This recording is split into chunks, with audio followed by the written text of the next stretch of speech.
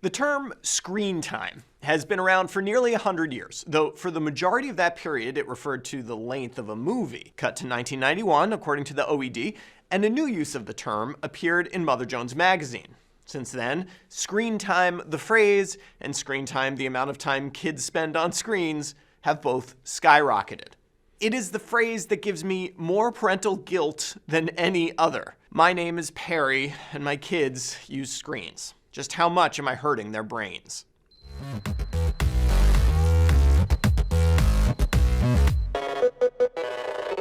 Screen time emerges again as a topic for discussion this week because of this paper appearing in JAMA Pediatrics, which ties some oft-missing physiology into the screen time executive function relationship and focuses on a particularly interesting group of screen watchers, infants.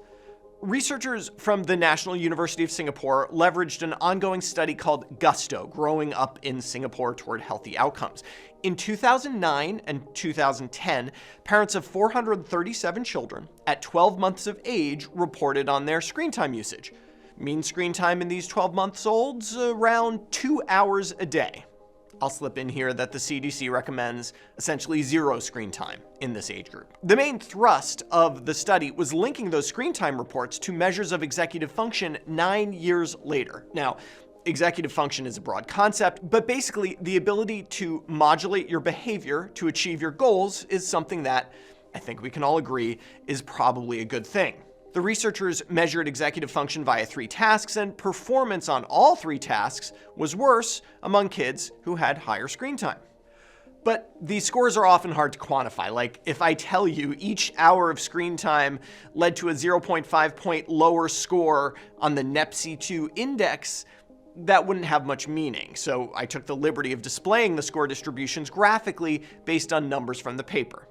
So basically, each hour of screen time shifts the executive function curve to the left, like this. A modest effect overall. It's all a bit abstract, but the authors also asked teachers to rate their 9-year-old students in terms of attention problems and general executive control problems. The more screen time the kid had at 12 months, the worse they did on these teacher reports as well. But what I really like about this study is that they dug into the brains of these kids a bit. Not literally, of course. At 18 months, 150 of the kids had a full EEG performed, at rest while sitting on a caregiver's lap, watching bubbles get blown.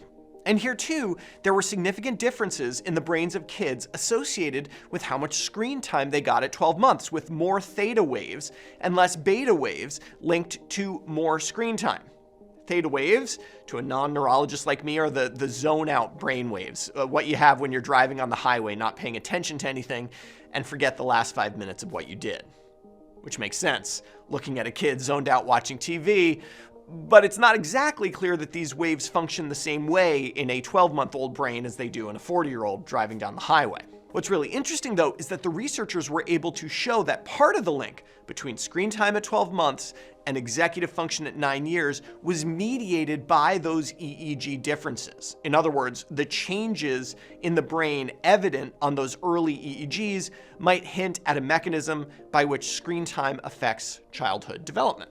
But before we self-flagellate too much for melting our children's brains just because we needed a moment's quiet to have a cup of coffee in peace, let's remember that there are lots of factors that increase screen time use and may impact childhood development independent of screen time use. There are socioeconomic factors. Screens can function as babysitters in a pinch. There are no doubt parental factors as well. Might we be more likely to sit our kids in front of screens when our own psychological state does not allow us to be fully present in their lives? And might it be those issues that lead to their worse executive functioning, with screens an innocent bystander?